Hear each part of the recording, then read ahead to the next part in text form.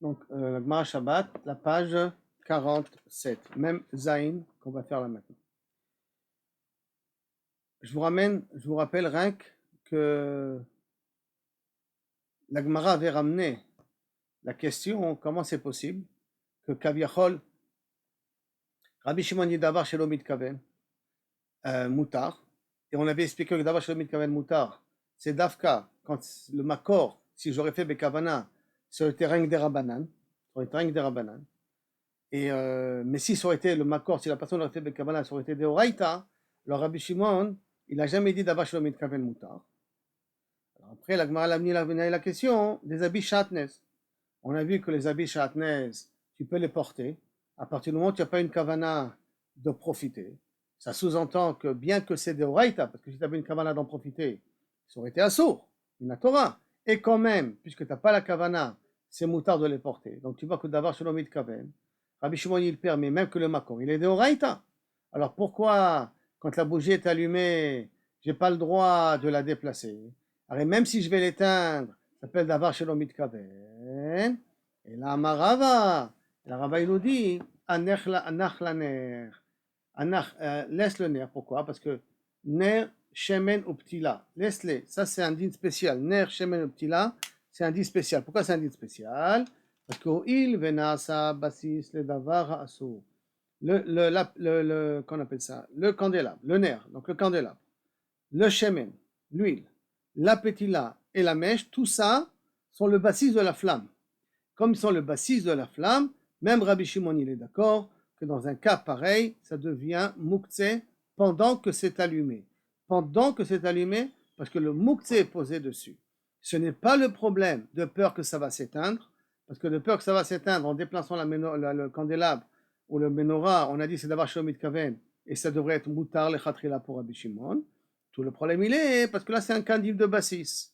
Et sur le din de bassis, de quelque chose qui est assourd, parce que la femme elle est de toute manière assoura, ça Rabbi Shimon il est d'accord. Amar Rabbi Zera, Amar Rabbi Yassi, Amar Rabbi Yochanan, Amar Rabbi Chanina, Amar Rab Rominus. Li hetir Rabbi letatel marta be'afra.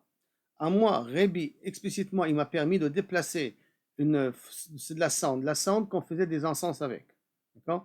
On mettait de la levona dessus, des encens. Maintenant, il ne reste plus que de la cendre.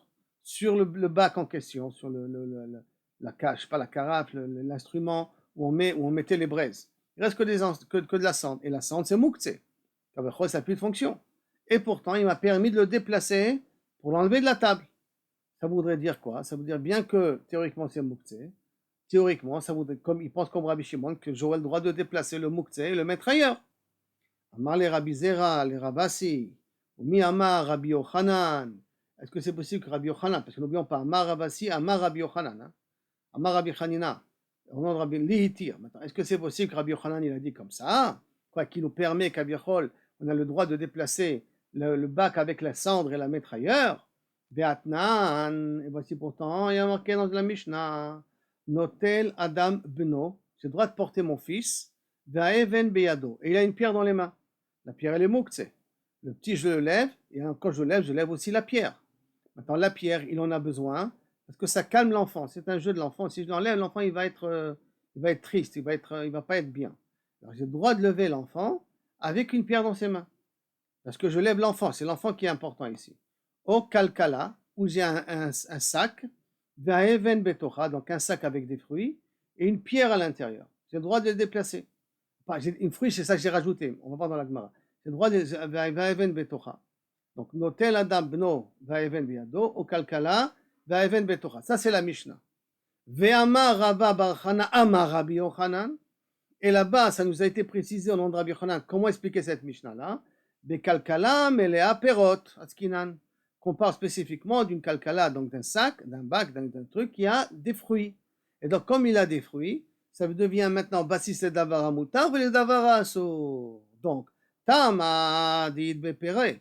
Pourquoi j'ai le droit de déplacer le sac? Parce qu'il y a des fruits à l'intérieur. Oui. Quelqu'un, j'écoute. Oui, c'est moi, c'est Yoram. Yoram, le garçon, le bébé, l'enfant, il a besoin de la pierre. C'est pour le calmer. Mais des fruits, ils n'ont pas besoin de la pierre. C'est vrai qu'ils n'ont pas besoin de la pierre, mais comme le sac en question, il est bassi, c'est davar à moutarde, il est davar à assour, alors à ce moment-là, l'objet que tu as mis n'est pas possède le sac, et donc je peux déplacer l'ensemble. D'accord? Donc, Péré. Rappelez-vous, je n'ai pas de chat à côté, donc s'il y a des questions, arrêtez, rentrez, intervenez et posez les questions. Des idbe Péré. Ah, l'idbe Péré, si maintenant il n'y a pas de fruits, l'eau. Donc ça voudrait dire que s'il n'y a rien qu'un bac avec une pierre à l'intérieur, c'est assour. Donc théoriquement, où il y a les cendres c'est moukse. Là aussi ça devrait être assour. Ishtomem kesha'a. Il s'est tu qu'à peu près une heure, Khada, il a réfléchi. Et Amar, Achanami, Deidbe karatin. Là, il faudrait dire, karatin, il faudrait dire que dans le bac où il y a des cendres, il reste encore quelques encens. Et comme il reste de l'encens, ça devient un davar à moutarde et davar à assour, c'est pour ça qu'il lui a permis de porter. Il m'a dit, attends, mais devant qui ça s'est passé ça? Ça s'est passé ça devant Rebi, d'accord? Or, on a un klal, Rebi Blainara, il est riche. Amar Abaye Karatin Berebi Michashive. Ces petits encens-là, ce qui reste des encens dans les braises, pour Rebi, c'est important. Parce que Rebi, il était riche. Or, quelqu'un qui est riche, il a des dynimes différents de quelqu'un qui est pauvre au niveau du Moukhtse. Le Chitema Chazulanim. Tu vas dire, mais non, mais la quantité, elle est quand même valable. On peut la donner à des pauvres. Les pauvres peuvent utiliser ces quantités d'encens qui restent sur les braises. Vatania, et pourtant on l'a appris dans la Braïta. On a déjà vu ça un petit peu, cette idée auparavant. Bigde anim, l'anim, les habits réservés aux pauvres, les pauvres peuvent le déplacer. En l'occurrence, un bout de tissu de 3 pouces sur 3 pouces, 3 etzbot sur 3 etzbot, pour un anis, ça s'appelle beget. Parce qu'on a dit, il peut le garder pour mettre ça comme pour boucher un trou dans ses habits. Donc c'est une valeur. Aval, bigde ashirim la ashirim. Les habits qui sont réservés aux riches et aux riches. Aval de anim la ashirim lo. Mais quelque chose qui est pas mouktsé ou anim, et n'est pas forcément pas mouktsé ou ashirim, parce que pour les ashirim, c'est quelque chose qui n'est pas important. Or, comme c'est quelque chose qui n'est pas important, c'est comme s'il a jeté à la poubelle. Donc à ce moment-là, il devient mouktsé. Oui. Mais c'est Rabbi qui a permis à quelqu'un d'autre. Peut-être que le quelqu'un d'autre n'est pas riche. Attends, non, oui, mais il a fait ça devant Rabbi. Il tire les Rabbi de le faire ça devant lui, a priori. Il a fait ça devant Rabbi, donc ça veut dire qu'il était à la maison de Rabbi. Il était dans la maison de Rabbi. Il tire les taltel. C'est pas que je suis venu, je lui ai posé la question. Il n'y a pas marqué, Rabbi Yochanan, il a posé la question à Rabbi, est-ce que moi j'ai le droit? Et là, tout simplement, hein, il a fait ça devant Rabbi, et Rabbi n'a... Et Rabbi, pour lui, ça ne lui a pas posé de problème. Comment c'est possible? C'est sur cette idée-là que la question a été posée. Et là, d'accord, Yoram? Et là, Marabaye, Mide, d'Ave à grave chez le Rei. J'ai une autre raison, il dit Abaye, non, j'ai une explication. Ça ressemble à grave chez le Rei. Rappelons-nous qu'il y a une notion que grave chez le Rei, c'est une poubelle ou un pot de chambre. Comme c'est trop dégueulasse, d'accord? Comme c'est dégueulasse, alors à ce moment-là, le Chachamim nous permet de le déplacer, de le faire sortir, de le mettre à la poubelle. C'est pour ça qu'il lui a permis de descendre comme ça, laisser sur la table, c'est gênant. Tant qu'il y a des encens, ça donne des bonnes odeurs, mais ça passe. Mais quand c'est devant nous, ça a des l'okidaï, donc on nous permet de l'enlever, de le mettre à l'extérieur. Amaraba, Rava, il répond à Abaye, je peux te répondre de deux façons, je peux te contrecarrer de deux façons. Chada, premièrement, grave chez le Reimaïs. Grave chez le riz, ça sent mauvais. C'est vraiment maïs. Vraiment, je rejette. Hallo maïs, ça serait que des cendres. C'est rien que gênant comme des cendres, mais ça sent pas mauvais. C'est là, mamagil mamash. Vérol, et en plus, grave chez le riz, méglé. C'est un pot de chambre. Et le pot de chambre, il est ouvert. Donc, on voit la poubelle devant nous. Hein? Mirce. Par contre, cet objet-là où on met des encens, il a un couvercle avec des trous. Et bien entendu, une possibilité de faire entrer de l'oxygène. Et donc, quand je mets les encens sur les braises, ça fait sortir à travers les trous, et c'est comme ça que ça fait de l'air de la bonne air. Mais donc je ne vois pas les braises, donc je ne vois pas la cendre, donc ça ne ressemble pas à grave chez le riz. Donc deux réponses d'abord. D'abord, c'est pas Maous, et deuxièmement, c'est Kabiachol, c'est recouvert. Alors où il est le problème? Et maintenant, ça peut être une contre l'autre. Nafkamina entre les deux réponses, avec les restes de pistache sur la table. Vous n'avez pas mis les restes de pistache sur un bac à part, avec quelque chose qui n'est pas moxé pour pouvoir le déplacer, mais vous l'avez laissé directement sur la table. Est-ce que je peux les enlever ou pas? Alors si je vais d'après la première explication, c'est pas tellement maous les restes de pistache là. Les écorces de pistache sont pas maous, mais ils sont mouktsé. Mais si je dis parce que le grave serré il est ouvert, alors que les cendres ils sont fermés, là ils sont ouverts, les pistaches, les écorces de pistaches sont devant mes yeux. Donc là, ils peuvent ressembler à ce moment-là à un grave céleri, parce que c'est une poubelle, c'est réservé à la poubelle. Alors j'aurai le droit à la rigueur de les déplacer et de les mettre dans la poubelle. Suivant l'une des deux réponses que Rava, des deux questions que Rava a posées là ici. Et là, Rava, il va donner une autre explication. Et là, d'abord, la Gemara, pour l'instant, Kilou Kaviachol, elle n'a pas pu expliquer Rabbi Yochanan comment se fait-il qu'il a pu déplacer la chose. Et là, Rava, qui a Vinan be Rav Nachman, quand j'étais devant la maison de Rav Nachman, avait metaltelaininan kenuna agav kitma. On avait là-bas l'habitude de pouvoir déplacer. Kenuna, ça veut dire que c'est un ustensile en nechochet, en cuivre, d'accord, en cuivre, agav kitma, sur kaviachol, avec le kitma, la cendre qu'il y a dessus, afalgav deika ale shivre etzim, bien qu'il restait encore des copeaux de bois. Or, ces petits copeaux de bois qui restaient, ils étaient muktzeh. Comme ils étaient muktzeh, kaviachol, comme ils étaient muktzeh, agav kitma, je vais le mettre là comme ça en hauteur, voilà. Comme ils étaient muktzeh, alors à ce moment-là, hein, comment ça se passait qu'il m'a permis, agav kitma, il m'a permis de les déplacer. Ba'afal gav dika, les shivre etzim. Donc, qu'est-ce qu'il faudrait dire ici? Que kaviachol, si maintenant, cette cendre-là, il reste un petit peu de levona, un petit peu d'encens, alors je pourrais à la rigueur encore la déplacer. Mais tived, comme si vous le pouvez, voilà, j'ai le droit de déplacer la cendre, je crois que j'ai le droit de la déplacer. Mais tived, il vient me poser une question, pourtant, comment tu peux me dire une chose pareille? Veshavim, c'est-à-dire tout le monde est d'accord. She'im yeshba shivre petila, shasurim le taltel. Mais s'il reste des restes de mèches, on n'a pas le droit de les déplacer. Comment c'est possible? Arrête, tu viens de me dire là maintenant que metaltelim kenuna, gav kitma afal gav dika shivre etzim, bien qu'il reste encore des petits restes de etzim. Alors comment c'est possible que d'un autre côté il y a marqué, mais ils sont tous d'accord, que s'il reste des petits morceaux de petits là, de mèches, j'ai pas le droit de les déplacer. Sur les taltelan, j'ai pas le droit de les déplacer. Amarabaye begalila shanu. On parle ici d'un cas très spécial, on parle un cas de Galil. Dans le Galil, qu'est-ce qui se passait là-bas?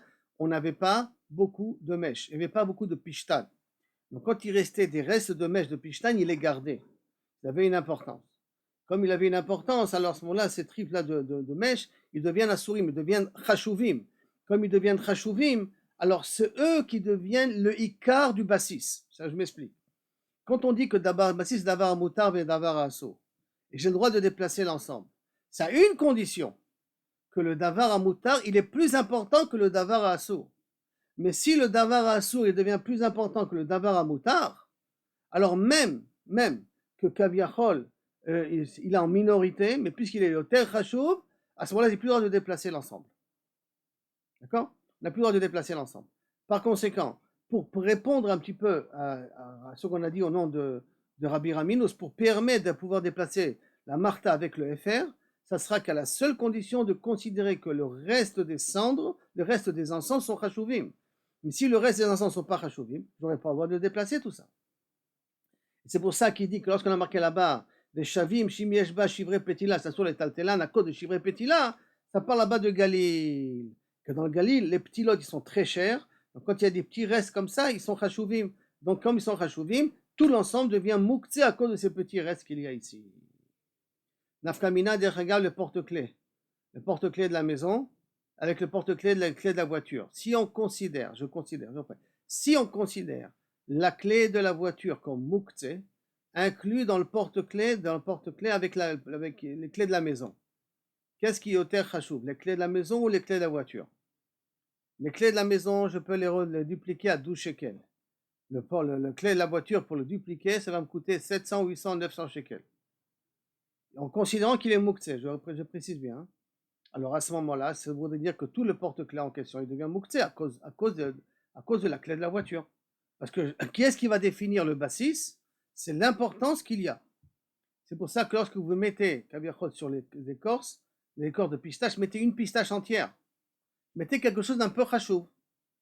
Mordechai il disait que lorsqu'il y a les pépites, les écorces de pépites, il faut que dans le verre où tu mets les écorces de pépites, tu mets une cuillère. Parce qu'une cuillère, c'est chachouv. 2 pépites, une pépite, tu mets 3, 4 pépites entières, ça s'appelle chachou. Ça s'appelle chachou, alors ça, on peut dire que le bassis, il est sur le moutard, et je pourrais déplacer à ce moment-là tous les restes en même temps. Sur ce même concept-là. Ah, mais toujours la bouteille. Oui. Il y a toujours la bouteille d'Alizé sur la table. Attends, tu vas pas lever toute la table pour enlever les pépites. Tu parles. Non. D'accord. Là-bas. Attends, Shano. Begayela Shano. Lévi Bar Shmuel. Une fois Lévi Bar Shmuel, Ashkar Chinhu, il a trouvé les Rabbi Abba et les Ravuna Bar Chia. Davu Kaime Apitra de Ravuna, qui sont venus se présenter devant l'ouverture de la maison de Ravuna. À Marléo. Ils lui ont posé la question. On part sur un autre sujet là maintenant. Mahu le'arzir mita shel trasim. Mita shel trasim, c'est une chaise, ou un lit, une chaise, comme vous voulez, d'accord, qui était réservée aux vendeurs, qui tournait un petit peu partout. Et donc, c'était une chaise pliante.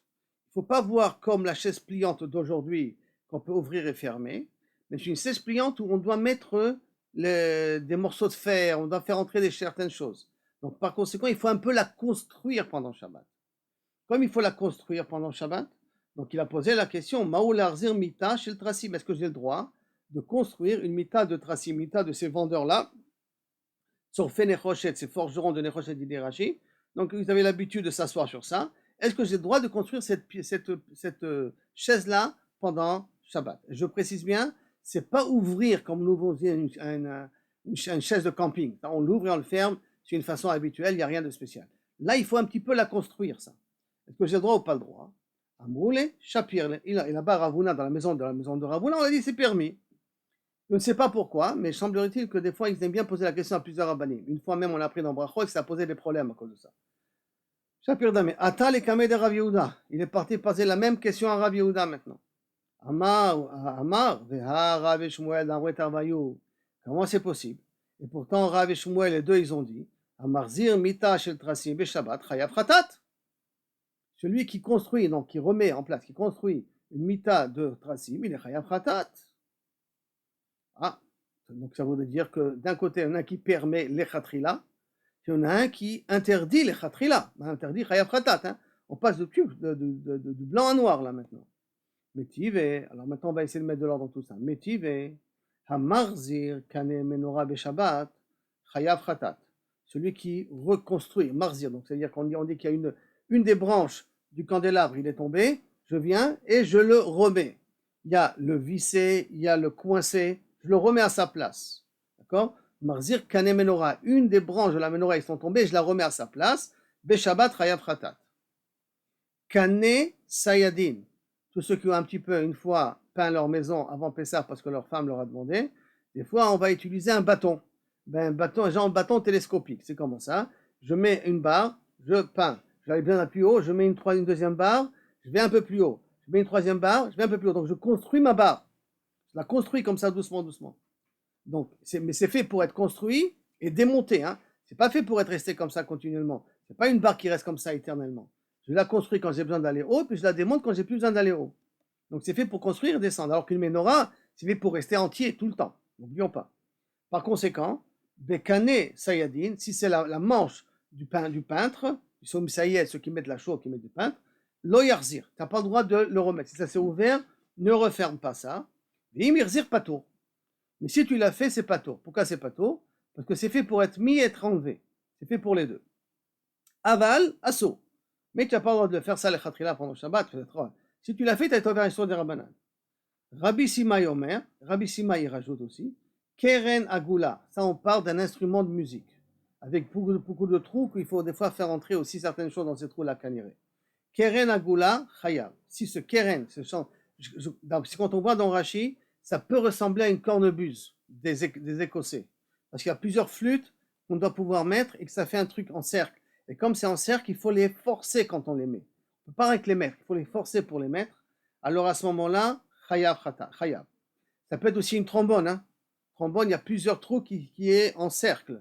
Donc comme c'est en cercle, pour les mettre, il faut les forcer.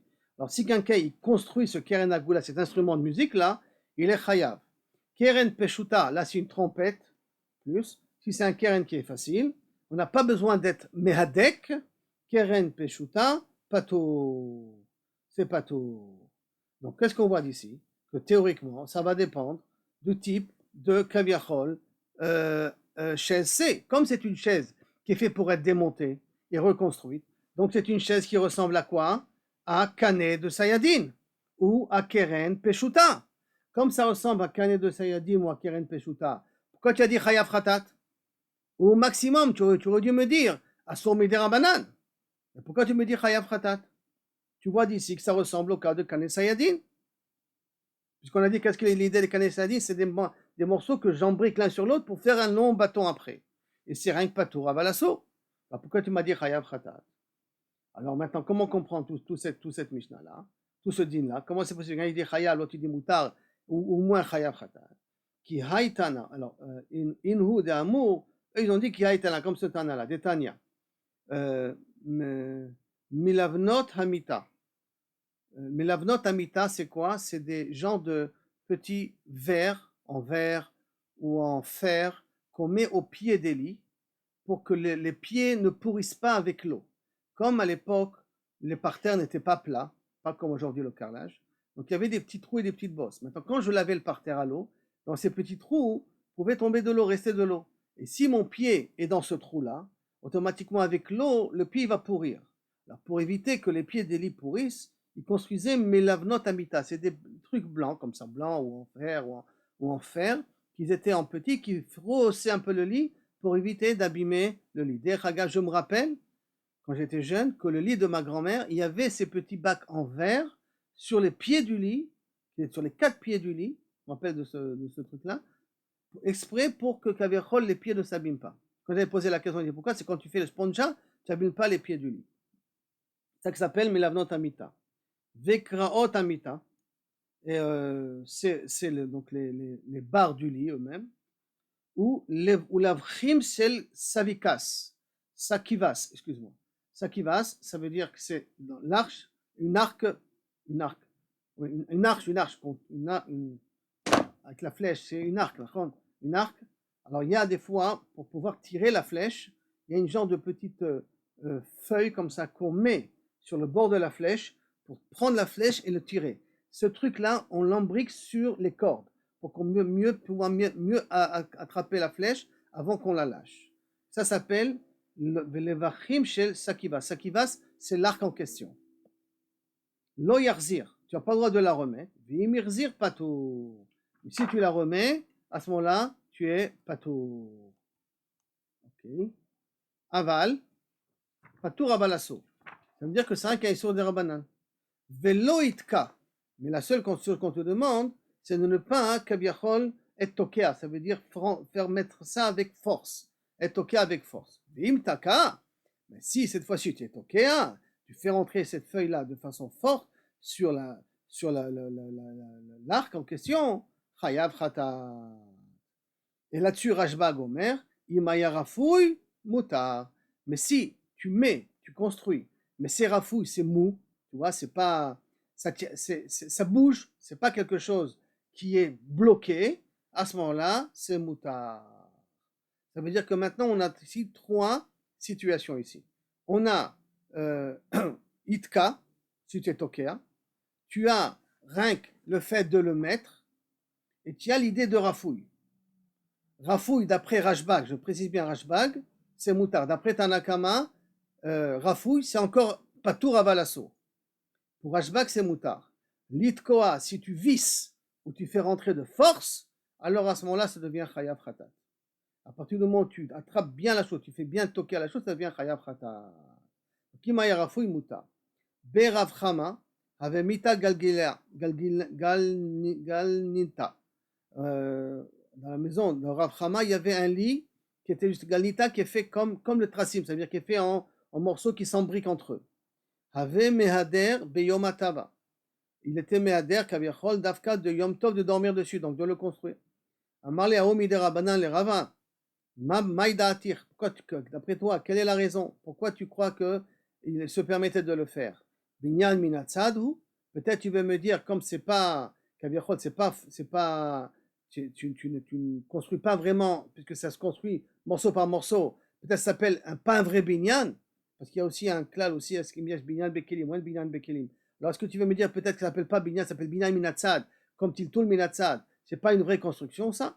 Bina Minatzad, Nehi di Surah de Horaïta, Lika, Surah de Rabbanan Miaïka. C'est-à-dire, tu me dis qu'il n'y a pas d'histoire de Horaïta, Mouma, il y a une Surah de Rabbanan. Alors, comment il se permettait de construire ça hein, pendant Yom Tov? Si tu me dis que puisque ce lit-là qui se démonte et qui se reconstruit, ça s'appelle pas une vraie construction. Donc, c'est un sourd ça s'appelle une construction Minatzad. Donc, les Fachot, c'est un sourd de Rabbanan. Si les Fachot, c'est un sourd de Rabbanan, comment il s'est permis de le faire ça pendant Yom Tov? Réponse. Haou, Miaïka Amarle, Hana, Kerabanan, Rabat Shimon ben Gamiel, Sfirale, Damar, Imaya Rafoui Moutar. Moi, je pense comme Rabbi Shimon ben Gamiel, que si maintenant je ne mets pas les choses en forçant et la ringue, je les embrique l'un sur l'autre, à ce moment-là, c'est Moutar. De là vient maintenant le din. Qu'est-ce qui se passe avec le Lego? Le Lego des enfants. Je veux construire avec un Lego avec les enfants. Je peux ou je ne peux pas pendant Shabbat? Est-ce que le fait de mettre les Legos, ça on force et ça devient très dur, ça s'appelle Tokea ou pas? Alors, Beder Klal, on nous demande de ne pas les mettre avec force, mais même si tu les mets avec force, puisque c'est fait pour être détruit tout de suite après, donc Rav Ovadia, il veut dire que par là, ça ne s'appelle pas encore bonnet, ça ne s'appelle pas Kaviachol Tokea, ve'efshar labo ve'leakel b'anoseh hazeh. Az besikoum hadavar, d'accord? Dit koa bekoach, faire entrer de force, c'est un issour de Horaïta. Lehadek, rien que renforcer, c'est un issour de Rabbanan. Quand je mets berafouille, d'après Rashbak, c'est moutar le khatrila. Et c'est comme ça la halacha. Les trois éléments que je viens de vous dire, c'est comme ça la halacha le maaseh. Que kaviachol, si je suis toqué avec quoi, je fais entrer de force, j'embrique bien de force, ça c'est un issour de Horaïta. Si rien que je suis mehadek, c'est-à-dire c'est tiens, rien que je le renforce, ça c'est un issour de Rabbanan. Si je le mets, je construis, mais c'est encore mou, c'est pas entièrement bien mehudak, alors c'est moutar de le faire. Mishnah. Notlim kli tachataner, lekabel nitzotzot. On a le droit de mettre un ustensile sous le bougie pour recevoir les étincelles. Lo yitel etocho maim, mais à une condition que tu ne mets pas dedans de l'eau. Mipne shu mechabe, parce que tu vas éteindre les nitzotzot. Maintenant, bien entendu, la question que vous comprenez qui s'impose ici tout de suite, c'est que cette eau-là, quand je la mets pendant Shabbat ou je la mets avant Shabbat? De quelle situation on parle ici? Pour l'instant, je laisse ça ouvert, d'accord? En tout cas, le premier din, on l'a déjà vu. Ah, la Gemara demande, s'il y a des étincelles qui tombent si je mets l'ustensile, il y a des étincelles qui tombent, je mets vatel le kli, parce que maintenant, comme les étincelles sont mouktsé, elles vont rendre mouktsé automatiquement le kli. Quelle est la réponse qu'on a déjà vue auparavant? Amaravuna bered Rabbi Yeshua nitzotzot en baem mamash. Comme l'étincelle, quand elle sort, elle est mouktsé, mais dès qu'elle tombe, elle disparaît.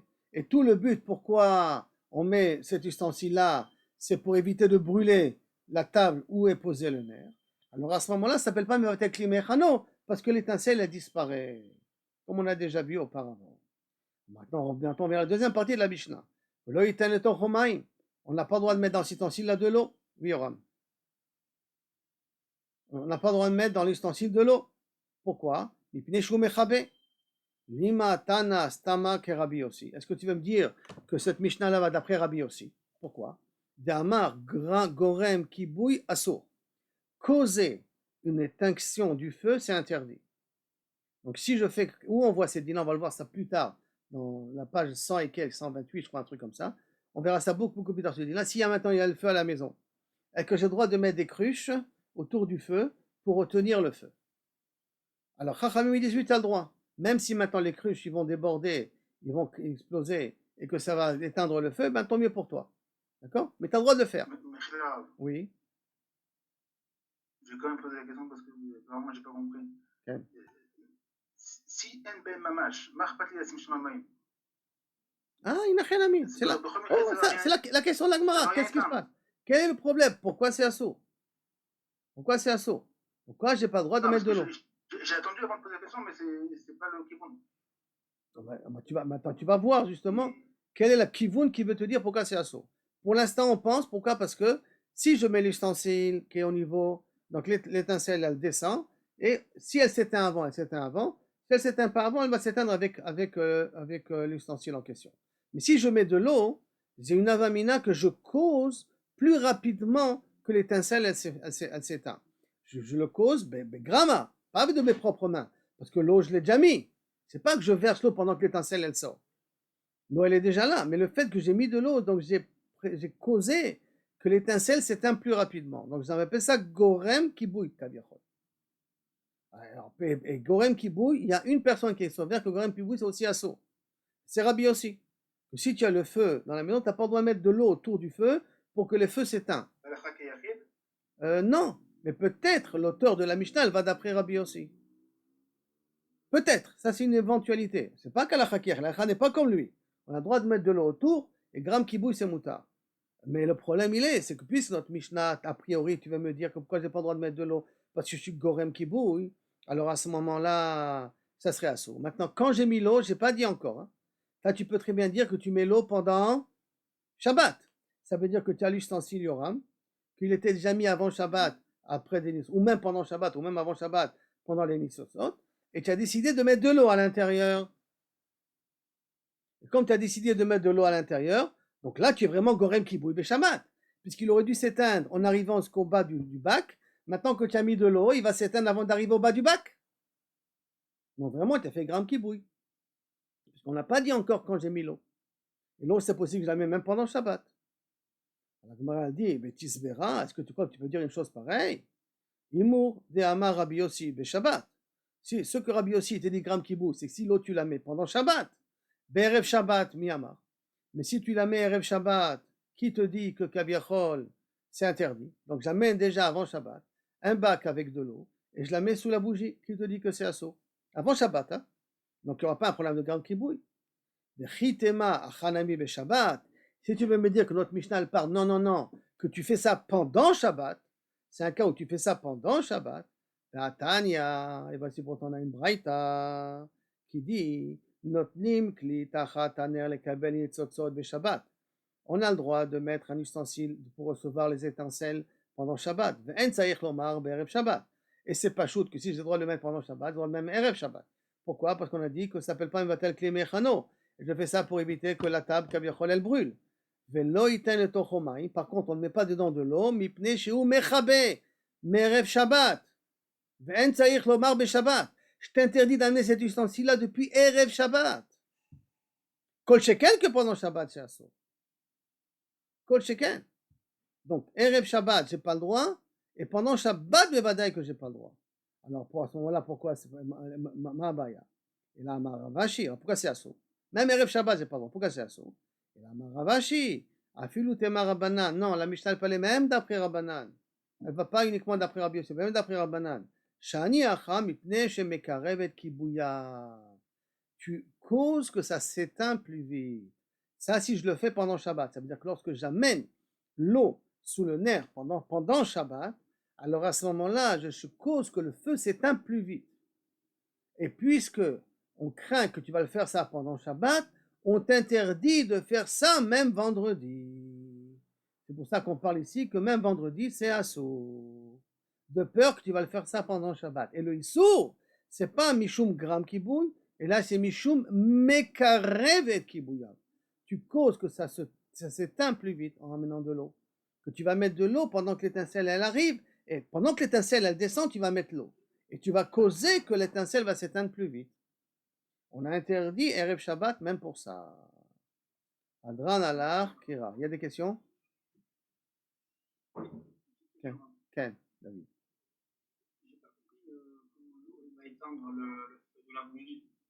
Pas la bougie. Elle va pas éteindre la bougie. Elle va pas éteindre la bougie, Mechila. Elle va causer que les étincelles vont s'éteindre plus vite. Parce que pourquoi je mets l'ustensile avec l'eau? Pardon? Non, oui, c'est vrai. Et normalement, avant Shabbat, ça devrait être permis. Il ne devrait pas avoir de problème. Mais pourquoi on nous interdit de mettre avant Shabbat, de peur que tu vas le mettre pendant Shabbat? Et si tu vas mettre pendant Shabbat, ça veut dire que l'étincelle est en train de descendre.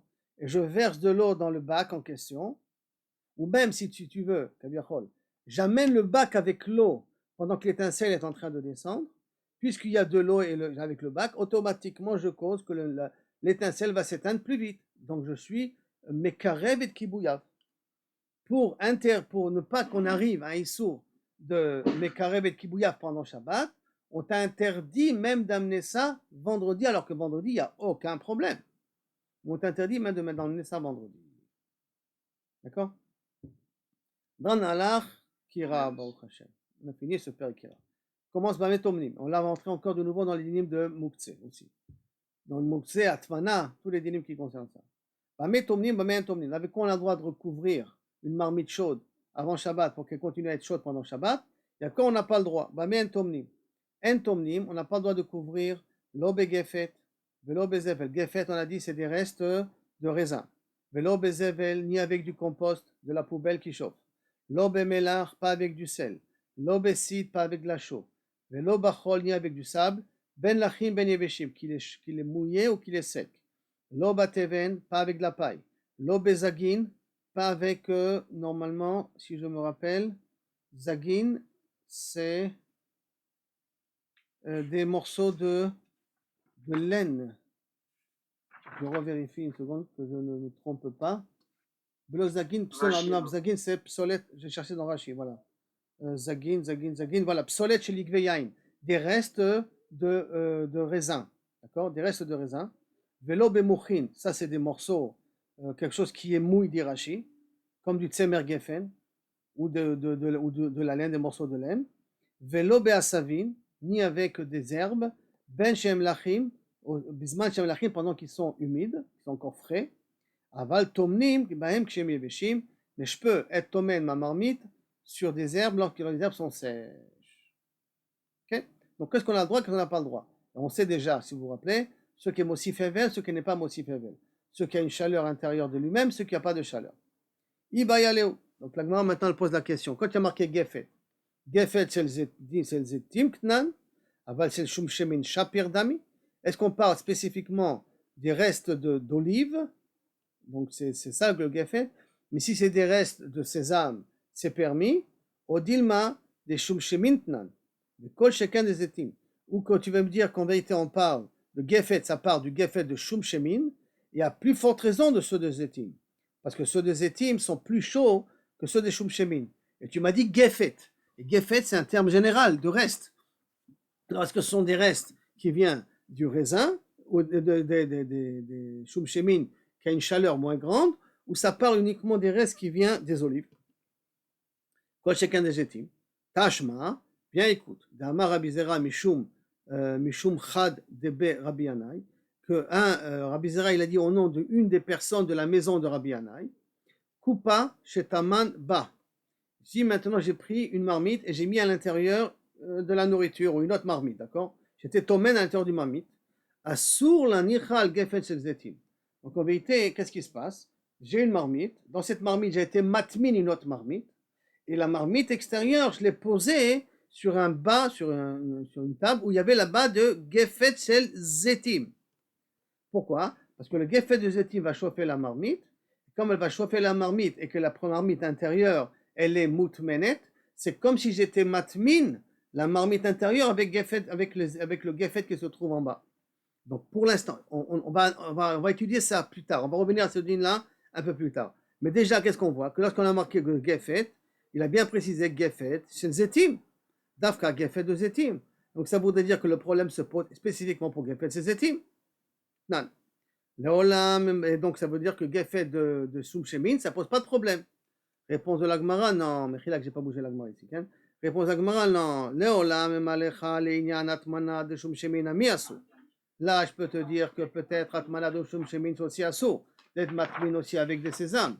Mais là, c'est différent. Asuke, habla de zetim, masqué. Habla de Shum Shemin, lo masqué. Mais chauffer, c'est-à-dire cuire, kaviachol, avec des restes d'olive, on peut, mais cuire avec des restes de Shum Shemin, on ne peut pas. Donc là, c'est un din différent. Parce que là, c'est plus tellement atmana, c'est chauffé par le bas qui permet de faire cuire. Et ça, c'est bayati. Demain, Bezrat Hashem, on revient sur ce din-là de l'Eolam.